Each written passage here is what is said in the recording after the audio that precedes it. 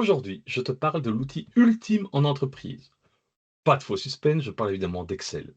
Alors, depuis 2020 que je donne des formations, j'ai pu intervenir dans des entreprises de toute taille, des entreprises unipersonnelles comme des multinationales qui sont présentes dans un grand nombre de pays, qui ont évidemment des milliers et des milliers de salariés. Et j'ai pu constater que même si les utilisations sont parfois différentes, il y a toujours bien du travail qui va se faire dans Excel. Alors, j'entends souvent des personnes me dire: «Mais tiens, Jean-Michel, est-ce que finalement les logiciels sur mesure ne sont pas amenés à remplacer Excel?» ou des questions dans ce genre-là. Je dirais que la question n'est pas bonne. Ce n'est pas Excel contre les logiciels, c'est pas l'un ou l'autre, c'est l'un et l'autre. Et ça, c'est vraiment ce que je vois notamment dans les plus grosses sociétés, parce que les plus petites n'ont évidemment pas les moyens de se payer des logiciels sur mesure. Mais dans les sociétés qui ont des logiciels sur mesure, que se passe-t-il? Eh bien, il y a un logiciel qui a été fait vraiment pour répondre à des besoins spécifiques en termes de mode de fonctionnement, de pouvoir encoder des données, les partager, ce genre de choses. Mais ce que je vois aussi, c'est que dès qu'on doit travailler sur ces données pour pouvoir faire des rapports, pour faire des présentations, pour des réunions dans lesquelles on doit présenter des bilans, des résultats quelconques, peu importe, directement, on repasse par Excel, on exporte les données et on vient dans Excel. Alors, pourquoi? Bah, la première raison, ça va vraiment être la flexibilité d'Excel. Dans Excel, tu vas pouvoir travailler comme tu le veux, très facilement. Si dans un logiciel dédié, tu dois commencer à demander qu'on te prépare des rapports spécifiques qui vont répondre à tes attentes, de un, ça va te coûter certainement très cher. Deux, ça va prendre pas mal de temps, alors que tu n'as pas toujours forcément ce temps. Hein. Tu imagines ton boss qui vient dans ton bureau, qui te demande un rapport pendant 5 minutes. Forcément, il te faut une grande, grande flexibilité. Et finalement, ça peut être accessible un peu à n'importe qui.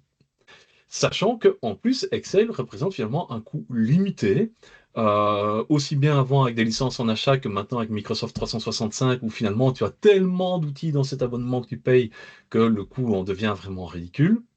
Et aussi, à ne pas négliger, la facilité de formation. Forcément, quand tu as un logiciel spécifique, c'est important de l'avoir, mais il faudra que tu puisses te former sur quelque chose qui est vraiment très très pointu et qui est fait uniquement pour ta boîte. Avec Excel, tu vas pouvoir trouver des formations finalement un petit peu partout. Alors évidemment, attention, fais bien gaffe à qui tu choisis et à qui tu accordes ta confiance en termes de formation. Hein. Comme dans tous les métiers, il y a des personnes à qui tu peux faire un peu plus confiance qu'à d'autres. Hein. Petit clin d'œil au passage. Mais au-delà de ça, donc, tu as une facilité de formation si tu le souhaites. Et certainement aussi à retenir, c'est que tout ce que tu vas faire en termes de formation est exportable. Donc, c'est-à-dire que ça va te suivre pendant toute ta carrière, puisque toutes les entreprises, comme je te le disais juste avant, utilisent Excel. Et donc, dès que tu fais un effort en termes de formation, ce sont des résultats finalement dont tu vas pouvoir tirer un bénéfice pendant tout le reste de ta carrière. Alors, on parle souvent de limites dans Excel, et donc c'est vrai que dans les anciennes versions, dans une feuille Excel, on pouvait mettre à peine quelques dizaines de milliers de lignes. Depuis 2007, ça a été quand même largement élargi, puisque la version XLSX permet d'avoir plus d'un million de lignes dans chaque feuille. Mais sache néanmoins que tu peux aller encore beaucoup plus loin que ça, à condition d'utiliser Power Pivot par exemple, où là, j'ai même vu des personnes se connecter à une base de données de 12 millions de lignes, et on pouvait traiter toutes ces données de manière très large finalement et très libre.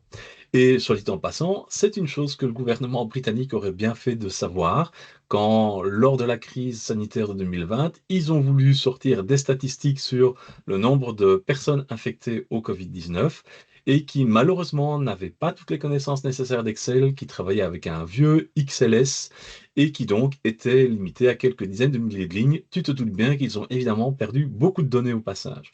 Et donc ce bête exemple, aussi risible puisse-t-il être, montre quand même que, un, c'est vraiment à toute échelle d'organisation qu'on va utiliser Excel, mais deux, que malheureusement, bien souvent, il y a des erreurs qui viennent du fait qu'on ne connaît pas la bonne utilisation d'Excel. Et il est tout à fait possible que tu sois dans cette situation-là, si tu regardes mes vidéos, et je tiens vraiment à attirer ton attention.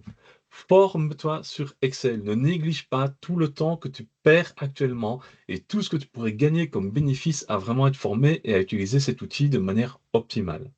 Je te laisse réfléchir à ce point-là, mais garde bien en tête, Excel est l'outil numéro un en entreprise. À bientôt.